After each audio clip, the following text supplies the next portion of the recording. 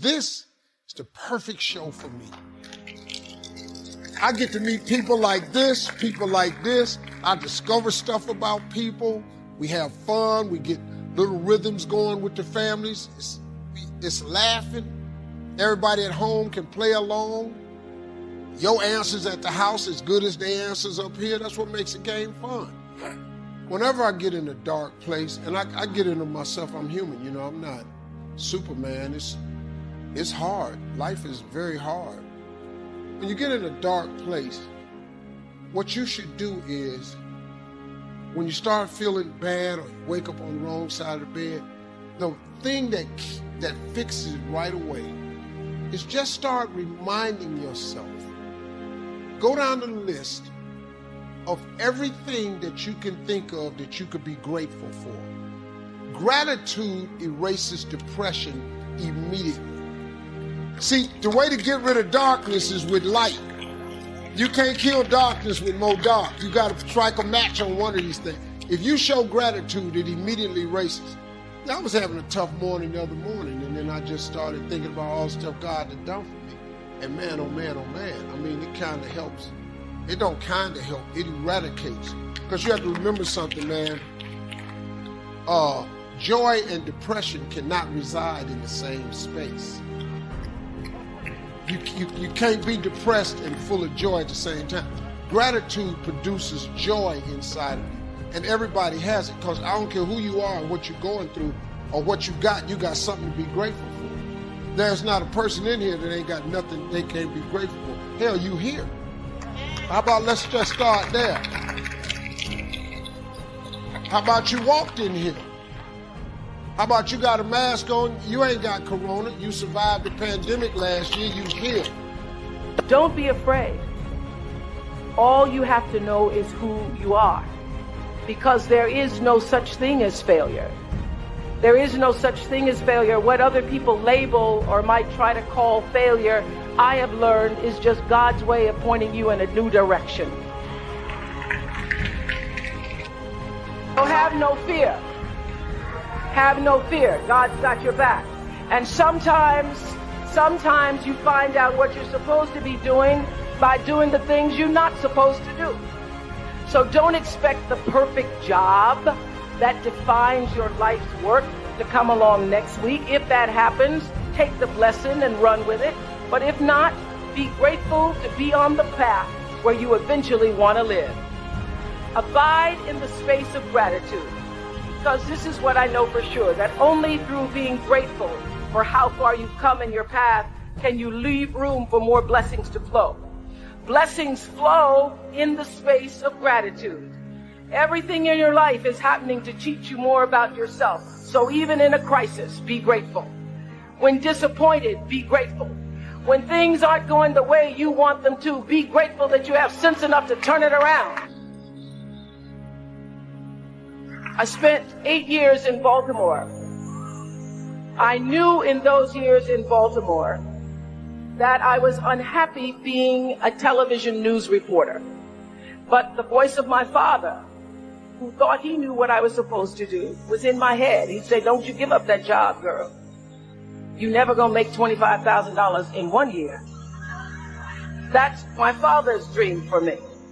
But God dreams a bigger dream than you can dream for yourself. And so I tried to live in the space of God's dream. And the television executives told me when I was in Baltimore that it was too much. I was too big and I was too black. They told me that I was too engaged, that I was too emotional, I was too much for the news. And so they put me on a talk show one day just to run out my contract. And that was the beginning of my soul. So I said, even when things are difficult, be grateful. Honor your calling. Don't worry about how successful you will be. Don't worry about it. Focus on how significant you can be in service, and the success will take care of itself. And always take a stand for yourself, your values. You're defined by what you stand for. Your integrity is not for sale. You know, when people can't get up in the morning and they can't get out of bed, I'm going to tell you why. Because they can predict the feeling of everything that's going to happen in their life. And their body's resigned to the familiar. It says, oh, another mundane day. But remember when you were a kid and you were going on a field trip? What happened then? You were up and dressed and ready to go before your parents were up. You know why? Because you knew something unexpected was going to happen. That's how we should live our lives. Waking up with the understanding to expect the unexpected. Something unusual should happen in our life as a result of our efforts. And it's just those beginning moments where it begins to happen that we begin to prove to ourselves how powerful we really are. So take time in the morning and the evening and the rest of the day, check in with yourself at certain times to see if you're still in that energy. And if you're not, excuse yourself for a second, raise your energy, and step back into your life. If you keep doing that over and over again, you'll become less frustrated, less impatient, less judgmental. It'll just become something of the past, and you'll be someone else. Half the day is self, and half the day is service. So the morning hours are for you to fill yourself. It's almost like putting on mental, emotional, and physical armor. Like that's what a morning routine is. Our days are tiring. Our days are busy. Our days are draining. Well, guess what? If you didn't put your armor on in the morning and you're going out to battle, how many knives are going to cut you? How many swords are going to pierce you? How many wounds are you going to come home with? How many of you come back home feeling wounded?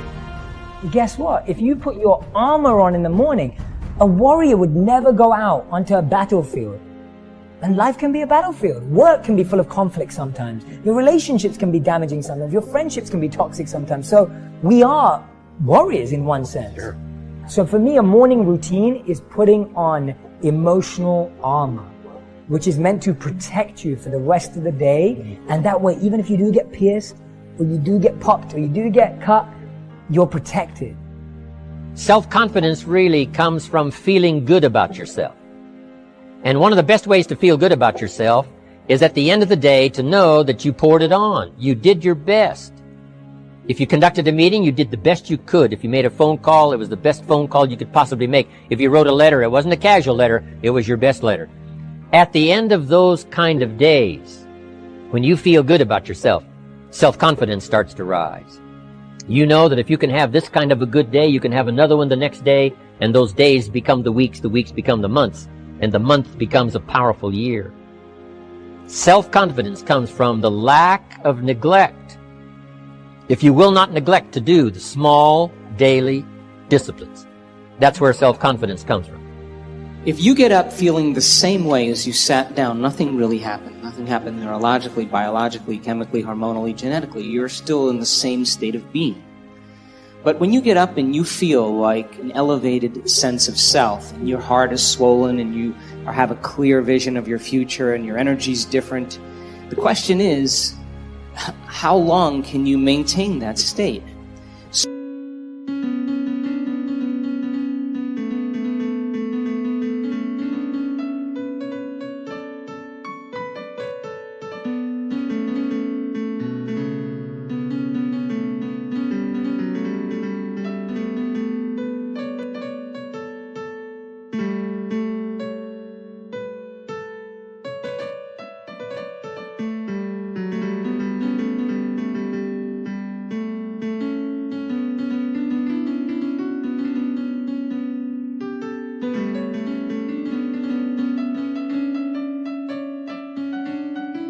So you're literally broadcasting a whole new electromagnetic signature in that state.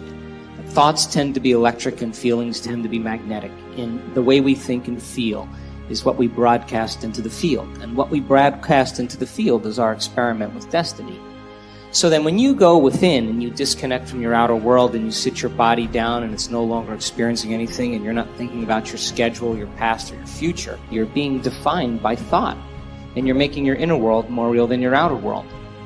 There's two principles you have to know.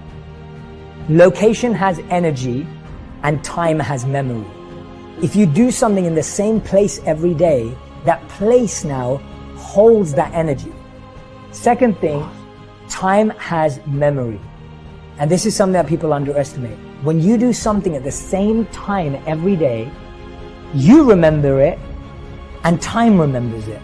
That's why we struggle to work out at different times every day. Your morning routine, there needs to be, even if it's 5 minutes of thankfulness, of gratitude every single morning. Specific gratitude is I'm grateful for the fact that I have someone calling me this morning. I'm grateful for the fact that I can still call my parent. When you open your eyes and you present yourself to the world,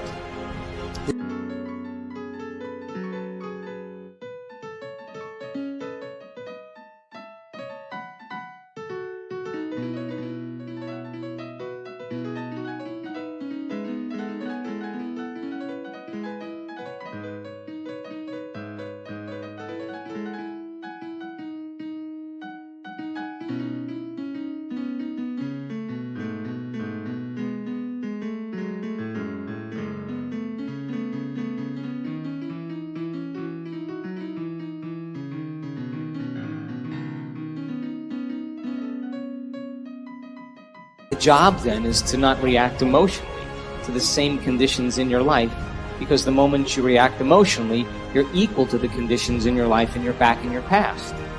So then when you fall from grace and you move off that state, then you sit down and you realign.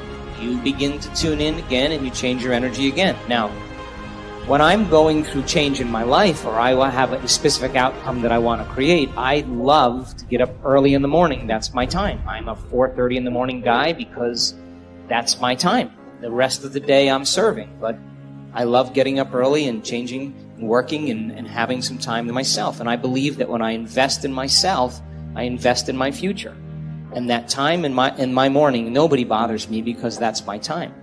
And because of brain waves and brain chemistry, the door between the conscious mind and the subconscious mind is more open.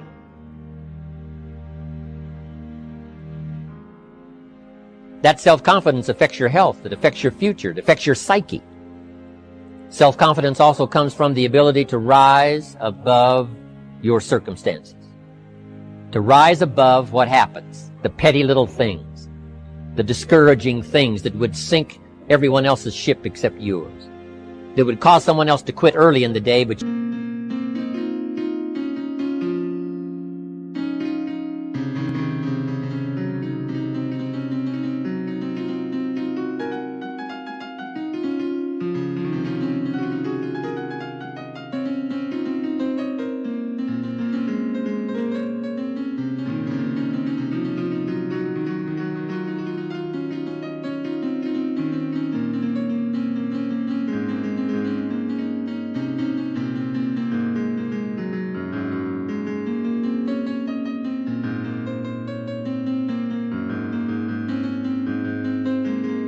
you keep going. That kind of willingness to overcome all circumstances, whether it's the little challenges or the big challenges, if you're willing to do that, I promise you, this kind of power will work for you, and in you, the variable, it'll make a difference. Then if I'm going to create something unlimited, I better feel unlimited. If I'm going to do something magnificent, I have to become magnificent. And if you keep doing that over and over again, it will begin to become more readily available to you. It'll get easier. And so when we're in that energy all the time, that's when the synchronicities and the serendipities and all those wonderful coincidences begin to happen. And it's those coincidences that are feedback in our environment where the field begins to open doors for us. That's what we want to occur. I've worked on things in my life for years. And I always thought it was about the event or the experience I wanted to create. But all along I was changing. And when I finally reached the point where I could care less if I could have the experiences the moment it happened. We are vitalistic, energetic beings that when we begin to unify all these principles that we're talking about, you can't get this in one sitting. You can't. You have to keep understanding it, keep reviewing it, keep redoing it, keep experiencing it.